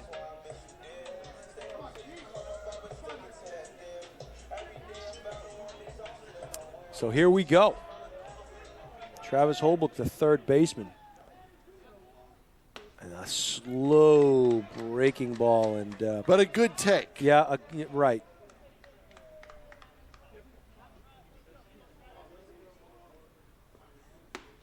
That one outside. He thought about it and was able to hold up. Another good take. Holbrook's a catalyst with this team. If he gets going, he sparks his team. Sometimes he sparks the other team, which isn't always a good thing. But in today's game, it's a little different. They don't know each other as well as when he's playing South or Girton or Alver. Well, he's grounded to first a couple times. Oh, the inside pitch. Yeah. I thought so. Yep. Takes something off. It pulls the string. It's 1-2. Yep. Grounded out twice. Grounded 4-3, 6-3.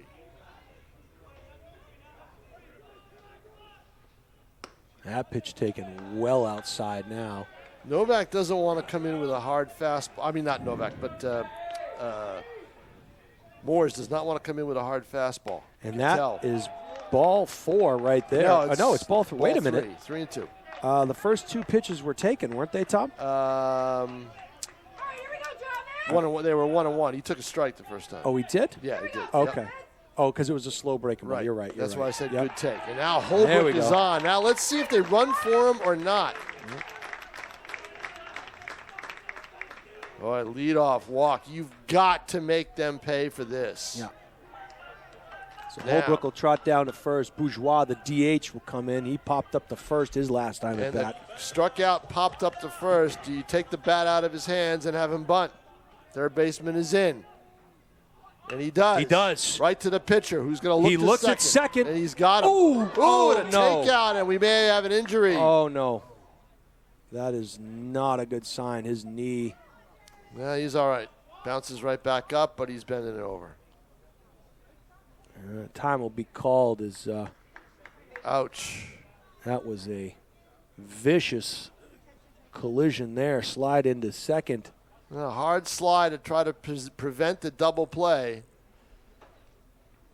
And He's going to stay in the game. It looks like Moylan will come out and He wants speak to the umpire Yeah, about he wants it. to speak to the umpire about Yeah. the severity of the slide. And I don't know what you do in that situation in terms of any kind of repercussion. I don't think this. You want to call the batter out? That's what they're looking for. Right. They're looking to call the batter out as well. Right. It was a hard slide, but it was at second base. I mean, it was, it was He's into the bag. Yeah.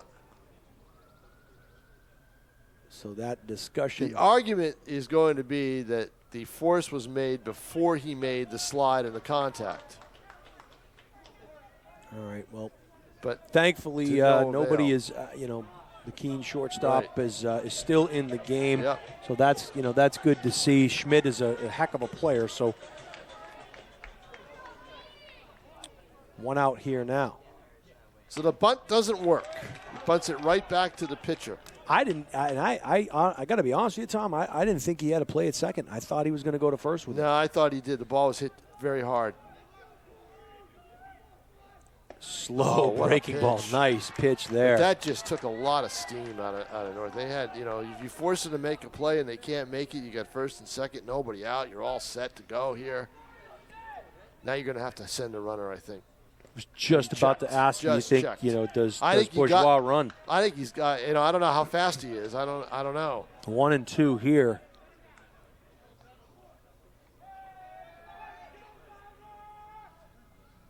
Somehow, some way, you got to put pressure on this Keene defense. They tried it, didn't work the first time. Try it a second time. Nope. That pitch taken outside. He tried to frame it there, but Phillips couldn't quite get the glove back inside. 2-2 now. Good takes for O'Day as he battles back to even the count.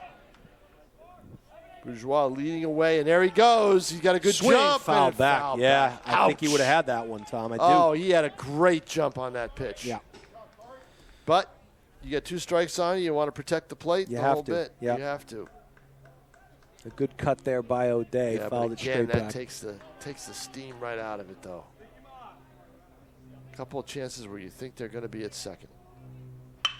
That one, That's a gonna be a tough double hop play. right there. It could be a double play. Oh, and it nice is. save. Yep.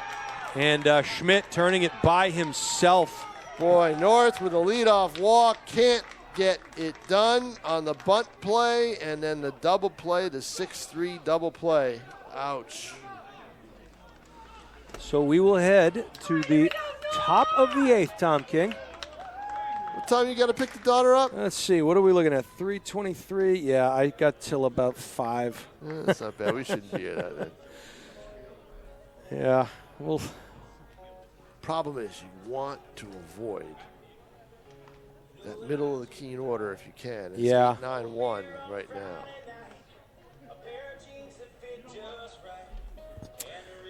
so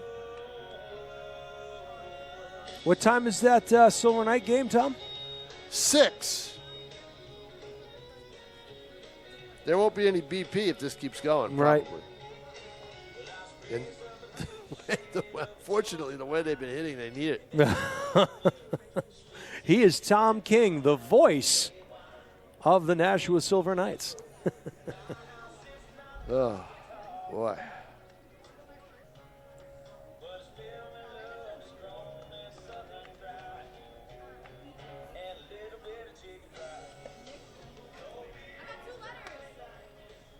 Well, it's just a perfect day to play. I mean, it's not hot. Sun's out. It's in. It's just comfortable. It's really a perfect day. It's a great day. It's a great day for baseball, and really a fine job defensively by both of these teams, if you think about it. These kids have really shown up to play today, and it's playoff baseball. Yep. And you kind of throw the records out, and you reset everything, and we're being treated to some extra baseball here today. So there's a lot of tournament games going on, Jason. I don't need extra baseball. can only be one place at one time, Tom. Ugh. All right, stepping into the box now. I believe, Tom, we have a pinch hitter here for the Blackbirds. Nice pitch there. See the number. It's number Number is 3. Dylan Germana. So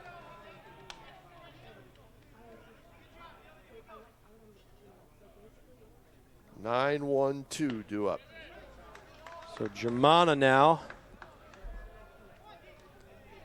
down on the count 1-2. Fouls that one off. Yep, right pitch to throw. He's coming in cold.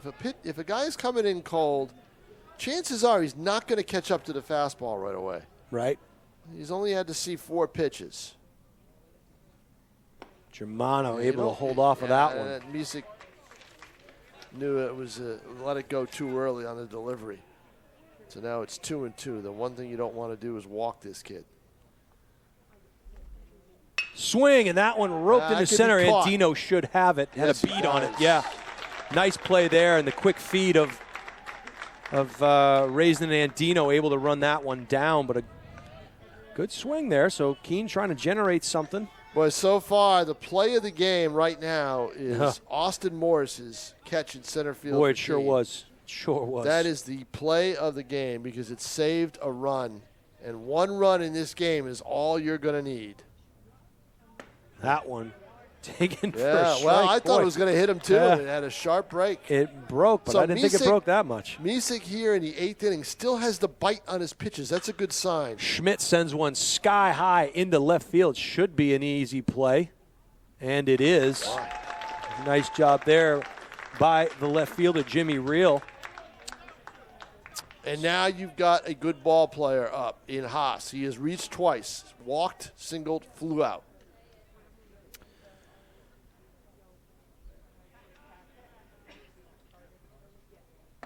Nice breaking ball there. Just can't hang that because Haas can probably get around on it and send it over that brick wall. I don't think you'll see one here, and you don't. And he was fooled by it, surprisingly. Boy, this is a fight to the finish, isn't it? It is. Boy, good tournament game it here. really is. If you don't, if you don't like pitching, not so much. But, Right, but great pitchers do. But yeah, it really is. But please, can we score a run? Somebody? I'm partial to the team in blue, but I know what you mean. Oh, and a good pitch there.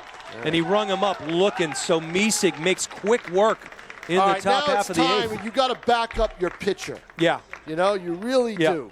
There's not much more you can ask him to do, although I will remind you that catch by Morris in center field was off the bat of who? Misick. Yep. Misick is the one that hit that ball. He's hitting 9th. Yep. So now Zach Harris is telling his kids, don't get over anxious. Stay within yourself. But again, this is where you've got the 8th hitter up. He's got some speed. Can he bunt? Well, it looks like we're going to see maybe pinch hitter. Jacob Langenfeld. Yeah, Jacob Langenfeld. He's a senior here. He's gonna get a look. And tough when you bring in hitters cold. Yep. In a game like this, because they feel okay. He's got me up there for a reason. I gotta produce, and they get over anxious. Well, Langenfeld will bat for Raisin and Andino. So, but he's the lefty. Yes. Which is key. So North doesn't have a ton of them, I don't think.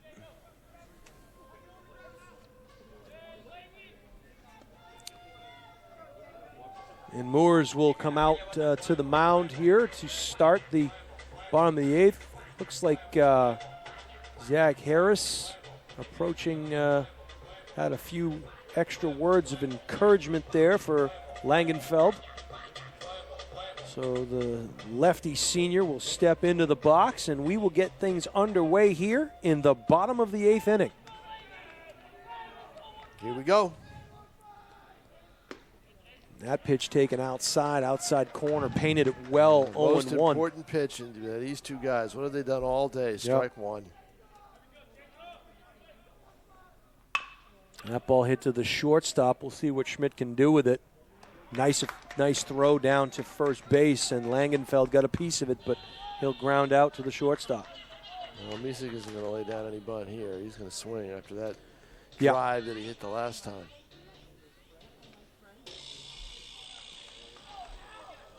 Crazy train blares in the background.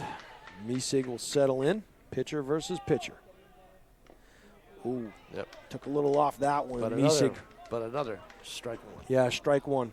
It's either first pitch swinging or strike one. That seems to be the consistent factor here. Swing, and that one pushed off the right field side. Kick save and a beauty there by the first baseman.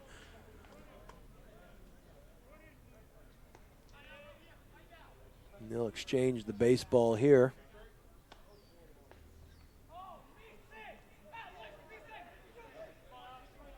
Oh, and 2 now to Misig. Moores from the windup. Oh, 3 pitches. Wow. And 3 good-looking pitches, I might add, too. I know it. Worked the hitter well. 2 down here now in the bottom of the 8th. Finlay, your leadoff hitter, will step in. Due up for Keene, Moores, Conley, and Kahn.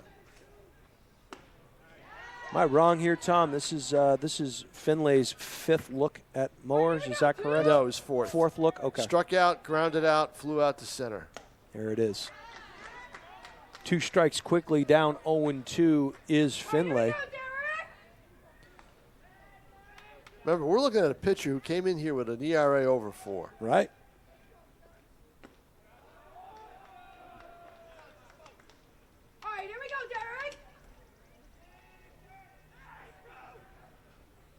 That pitch outside and in the dirt. Count quickly evens up at 2-2. Deuces are wild. 2 balls, 2 strikes, 2 out. I wish there were 2 on. Yeah, really. Finlay goes the other way with it. That's dropping quick. And it does. And Finlay, it gets by him. No, it doesn't. He's got to get back to first. Oh, boy. That thing had enough English on it, Tom. Yeah, but that's why it didn't go by him. It had some spin, and he got a piece of it and slowed it down. So now Finley's at first base with a base hit, and you got to send him.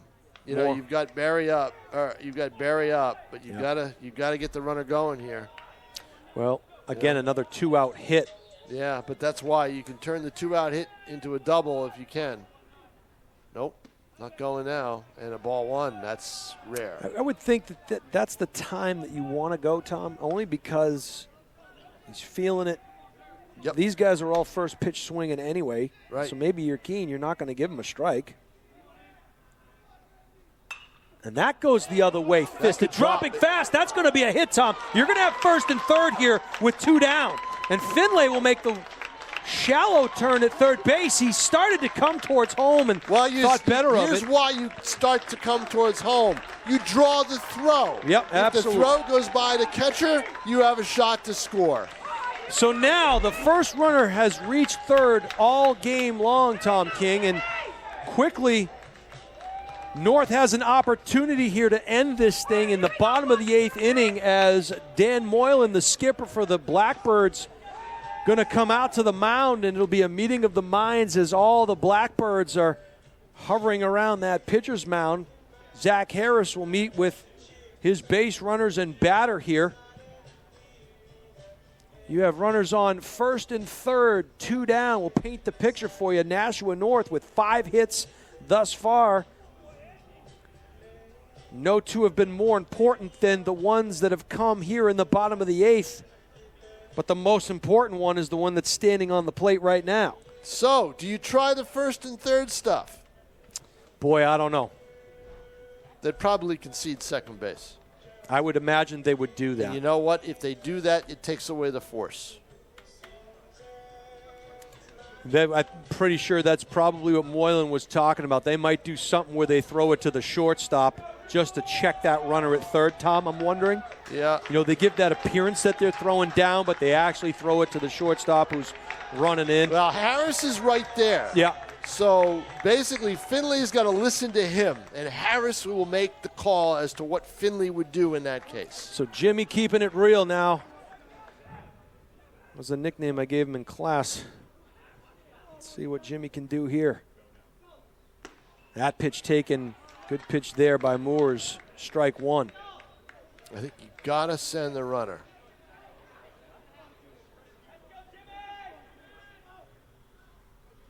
Nope. Outside. Strike 2. That was definitely further outside, that Tom, looked at least. to me like a ball. Yeah. But He's now, been but consistent. here's the effect of that. Now Real is going to be swinging at anything that's on the outer part of the plate, and if it's not a strike, he's going to still be swinging at it, and chances of contact aren't very good. And if I'm Morse, I go outside again. Oh! Wow! And wow. Jimmy must have seen something we didn't, because that bat never came close to coming off the shoulder. No, it sure didn't. So 1-2 now to This bat's Real. going to be swinging here, though. There he goes. That ball in the dirt, and a he's not good going. stop there. And a nice job by Jimmy Real sticking the hand up down to third base. If Coach Harris couldn't see it, Jimmy was letting him know, no, he's got it. Right. Stay where you are. But Real, again, though, that's a pitch he might have swung at. It's 2-2. Real fists one towards second. It's got some English. Nope. The play will be Not at enough. first, and that will do Not it. enough. Not enough. I thought they'd go with the force there, the easy play. And Real slams down the batting glove as he's not happy at all. I don't blame him. He had a chance to win the game. Well, so and I will say too, Tom, he's done some good hitting out there today. So you had the right guy up in terms of the day, right? Two Couple of line hits. drives, yeah. He goes the other way with the pitch. Yeah. But now you give Keene life as you go into the ninth inning. Tom, I have to ask you, and again, maybe I'm looking into it too much, but if you had sent your runner, does that draw the second baseman to the bag, and therefore does that ground ball maybe squeak by? I don't know. No, who was covering second? No, it doesn't. You know why? Because they would concede the base. Right. But he wouldn't even take a step over, you don't think? I don't think so. Yeah. I think they concede the base in that case. Okay. You know, that's why it's important. Don't get out of position or anything like that. Just a hypothetical that was in my head. I'm trying to manufacture a run here. So we're going to go. That's So right, fans. Top of the ninth. Center fielder's back in the back in play. He's Yep. back out there. Raising Andino will take his spot. He made a couple of nice plays out there in center field. Re-entry rule. And these, boy, I'll tell you.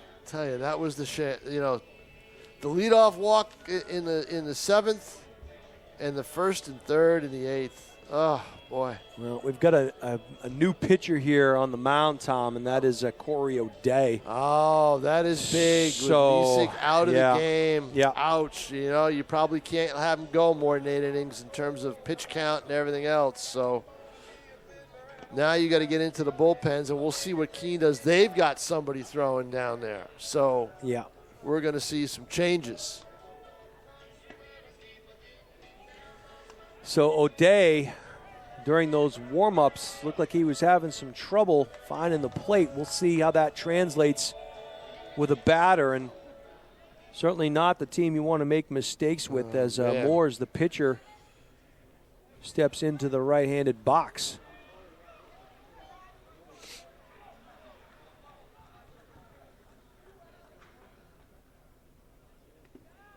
That ball taken in the dirt and outside for ball one. So we'll close the book on Misek, who had one heck of a day on the mound, Tom. He will count up the strikeouts and so forth, but a nice job by Misek. In what, obviously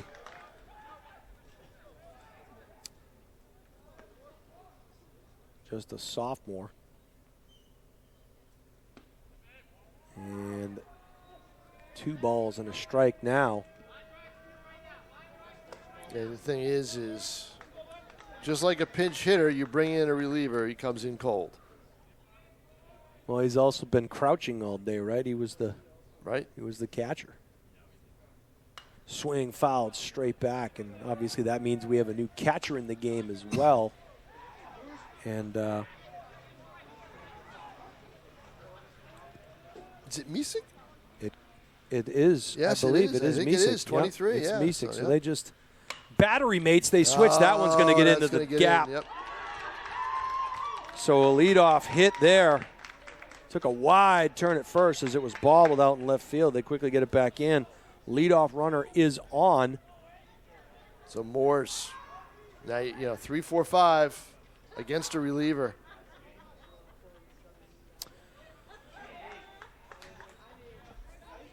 So pitcher and catcher just switch spots. Quick throw back over. Nice sweep tag there by Novak.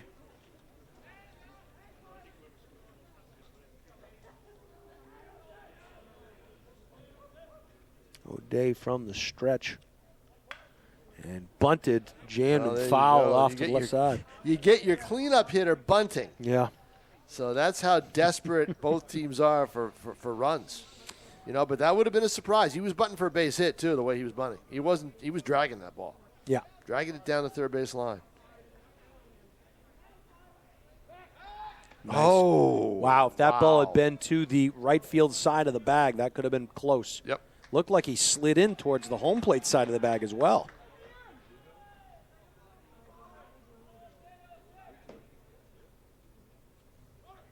And you have your... Got to play it first. And he is safe. safe. Beat it out. They called him out. Oh, they called him out. Did they call him safe? No, they called him safe. Yeah. Okay. Yep.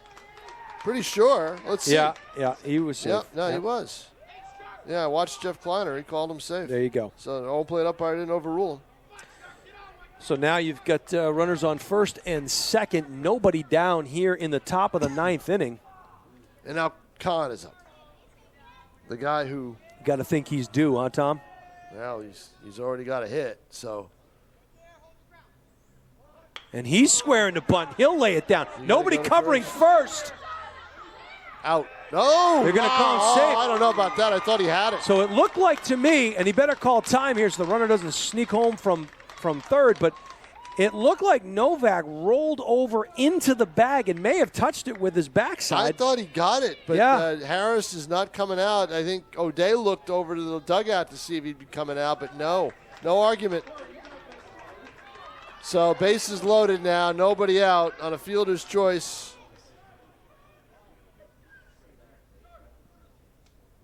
And now Keene with a great opportunity to score.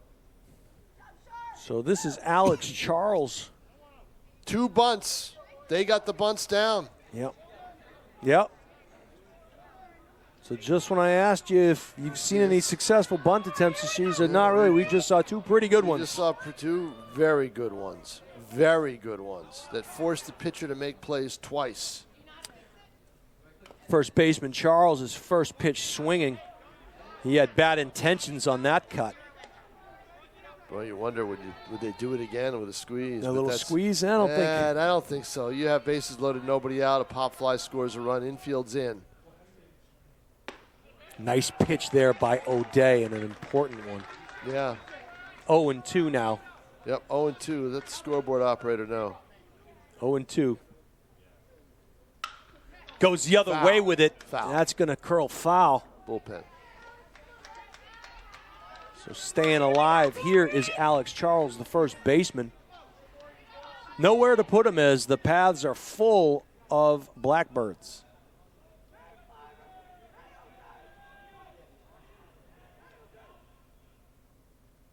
Oh, that breaking ball almost got him. Oh, my. That worked for Misek and Moores. Ball on 2 strikes now. Charles grounds one. Oh, they were coming home with it, and it ate up. It ate up the second baseman. Yep. And 2 runs are going to score. So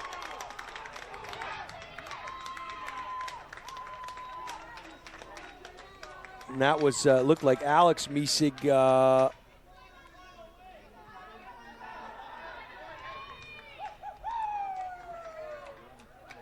So am I wrong? That's Alex Misek at second, right? Second? Is that him playing second base? Yeah, Alex is on so second. who's the catcher? So the catcher is not Alex Misek. It looks like 2-3, but it might be. It's got to be a 2. Is it LeBrec maybe? Spencer LeBrec? Maybe. But that ate up Misek.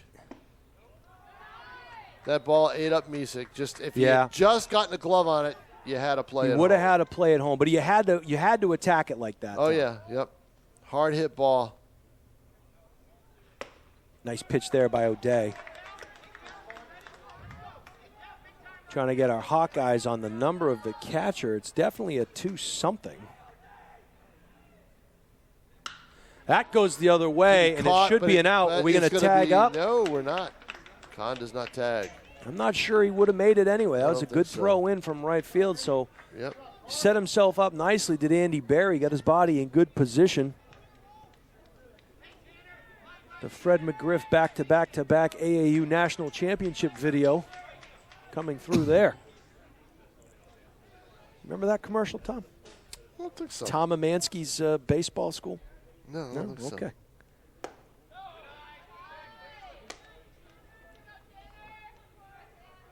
All right. First and third, probably runner first is probably going to go. Swing, foul back here, and it hit somebody. That's going to leave a mark.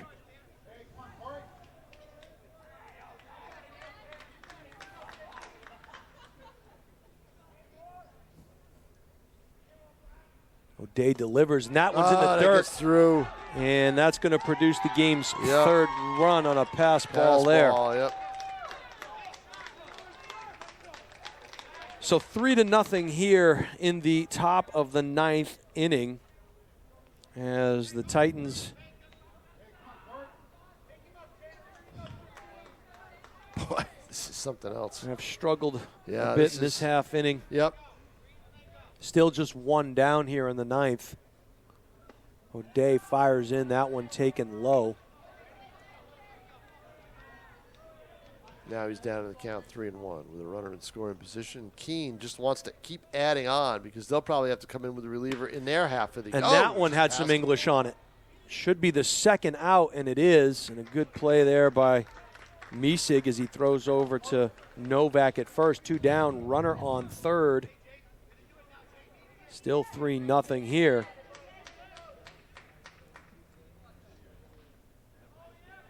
And Jaden Phillips, the catcher. Yep, back to the original 9-hitter. He's back, so. Yeah, it's probably got to be Lebrecht, right? It looks, it's a 2-something, but. Well, Lebrecht looks is like 33. He's 33. That could be a 3, but it just doesn't look covered up like by it. the strap. It doesn't look like a curve to me on the bottom there. No, you're right, though. It doesn't, does it? That ball goes the other way. It should be hit right to the right fielder, and it is, and that will retire the side. Andy Berry took a couple steps forward, 1 step back. It's Bourgeois. Ryan Bourgeois. But that's number 20. That's no number 20 on the back of his jersey, that's for sure. Okay, well, we're getting the inside scoop from Thomas Lorendi here saying that Ryan Bourgeois is the catcher, and I think that's probably the case. Just might not be wearing his normal uniform. Right, so what you did was you took your DH and you put him in the field. There you go. And you moved Misig to second and took your second baseman out. Back out to the mound, reporting for duty for his 9th inning of work is Moores. Yep, going for the kill. I like this idea for Keene, you know? Just goes to show how efficient a game this has been because these guys were able to go 8 and 9 innings respectively, meaning the pitch counts were low enough. Unfortunately, the pitch count wasn't low enough for Misig. Right. And that's the difference. Well, I don't think he could have asked for anything more from him. I mean, he had that opportunity with that shot to center field. If not for the fleet feet of Austin Morris, that's going to produce a run. Finlay is going to come around to score, and that could potentially be the game winner, 1-0. But that defensive gem put Keene on life support, and they were able to come through.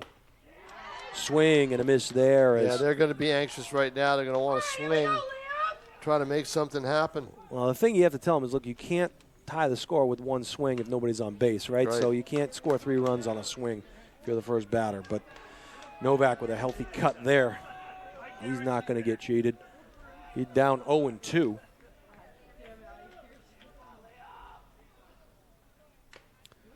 Fouled back again off the top of the catcher's helmet. Staying alive is Novak. He's popped up to right field a couple of times and had a base hit. Beating out a throw from short. Slow breaking ball off the I thought that was going to hit him. Yeah. Almost a defensive type swing leaning Yeah, in back. fact, when I didn't see the swing right away until the ball came back up here, I knew he had swung, but when I heard the sound, I thought that hit him. Oh, yeah, I went chasing there. Yeah, jammed him inside and then got him outside. So Novak goes down on strikes. And that could be Liam Novak's last at-bat as a competitive baseball player for an organized team, because he will not play college baseball at Notre Dame. And a good football He season. plays summer ball, but I don't think so. He's got to go out to ROTC stuff. Pretty sure. Good for Liam. This is taken for a strike there. This is Travis Holbrook. Another senior for this Titan team. I mentioned the seniors: Tommy Kelly, Corey O'Day, Jacob Langenfeld, Jimmy Reel, Travis Holbrook, Spencer LeBrecht, and Liam Novak.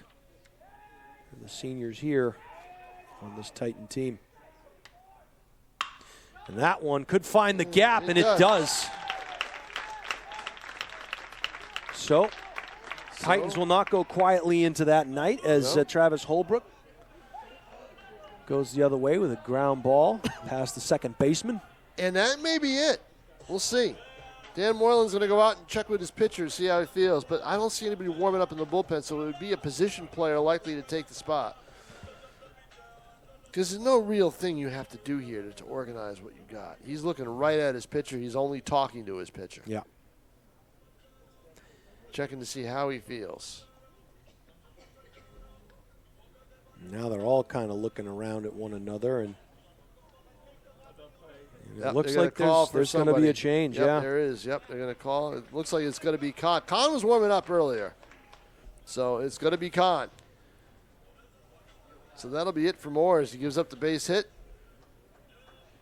Moores has had a good day at the mound here. Started out a little shaky, Tom, in the top of the first, and then found himself pretty quickly. Shaky only with the first two pitches, Jason. He recovered right away. Got two strikeouts and a fly out to center, and then he was going all the way. Didn't allow a hit until the fourth. North got 2 hits in the fourth.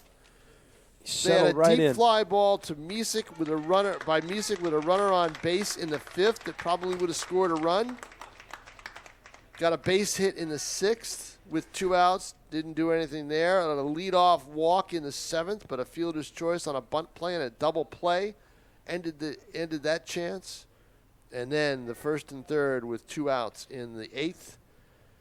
And a ground ball to second, harmless, and Moores got out of that inning. He did a nice job, and he got some good recognition from his teammates there as he pitched a whale of a game. Pitched a great game. Held North to 5 hits. 2 by Reel. 1 by Novak. 1 for Holbrook. Trying to see where the other one is. Oh, and 1... 2 for Reel, 1 for Novak. Finlay had one, right? Finlay had one, yep. Finlay and Barry. So the book on Shark Khan. So it's 6 hits. So it is. It's 6. So 6 hits there for the Titans. And Khan, the book on him, he's appeared in 6 games. He started 1. He's got an 0-1 record. He's got 1 save. In 1 save opportunity, giving up 9 hits, 8 runs, 8 of them earned, 7 walks, 8 strikeouts. He's hit a couple of batters, a 6.7 ERA. So this is a guy who, if he's not on, could get interesting. Extend the inning and make it interesting. So you've got to wait him out. So and see what he's got. We'll see. So this is Bourgeois, who is wearing number 20. Is it possible, Tom, that that's what we were seeing? Yeah. No, right? No, no, not behind the plate. No. Huh? No, I don't see it. Right? And that one is roped, and it's going to drop. Caught. And a good catch there. Yeah, and again, that comes again with playing the Holman earlier in the week. They knew How much room, how deep to play, the whole bit. But wasn't Kahn playing left field, Tom? So that was a recently inserted left fielder. That's true. You're right. I guess if you're going to hit to anybody, you hit it to the right guy. He just made a good play out there and left. That's right. Kahn was the left fielder. So Titans down to their last out here of the 2021 season. Slow breaking ball taken for a strike and a good pitch there by Kahn. Playing straight away, a little deep in right. If I'm O'Day, I'd go the other way. That one outside. He'll check the runner back at first. Fake but boy, throw you down. See what a difference in high school baseball. It's all about the pitching. Yeah. Oh, there's no question. What good pitching does. Yeah. So O'Day count even at 1-1. There were 2 down here in the bottom of the 9th inning. A 3 spot up for the Blackbirds. Ooh, good looking pitch there, taken for a ball. Titans have a runner on first. That is Holbrook.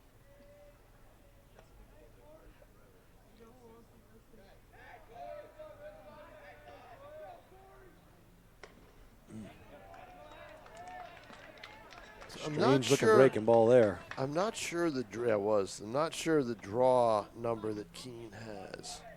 Yeah, in the tournament? If Alvern wins. It's 5. It's 5? All right, so they're coming back if BG wins. And if Alvern wins today, I mean, they're coming back regardless to the area. Yep. So they got to make the trip back. You think they're hoping for BG just so they can come back here? Maybe. You never know. If I'm them, I hope for BG because BG pitches by committee, and their pitchers have thrown a lot of innings this year. Well, Tom, don't look now, but you have runners on first and second here. So the tying run is actually at the plate in the form of Jordan Raisnandino.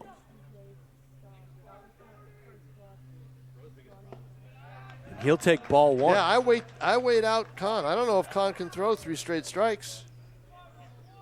They're coming over to talk to him now. Got to settle him down a little bit. Probably saying, look, they can get 1, they can get 2. They just can't get 3. Yeah, exactly, Down left field, you see the Norwich Sea Unicorns. There you go. Here for tonight's game. Raisnandino, a high popper and a nice easy play to second. Yep. That'll do it, Tom. Final score, everybody. Keene 3, Nashua North nothing. North season ends. Keene will now come back to the area to play either Alvern or Bishop Girton on Saturday. Time to be determined. Well, Jason Roby, it's been a pleasure. As always, Tom, it was great working with you once again and watching a quality baseball game here with 2 teams that it's a shame to see either one of them go down, especially the way both teams played in the field and pitched. And unfortunately, only one can move on, and that'll be the Keene Blackbirds as they wait the winner of Alvern and Bishop Girton. So for Tom King, our moving picture man, Tim O'Neill, our executive producer, Pete Johnson, this is Jason Roby signing off from Nashua ETV. Have a great afternoon, everybody.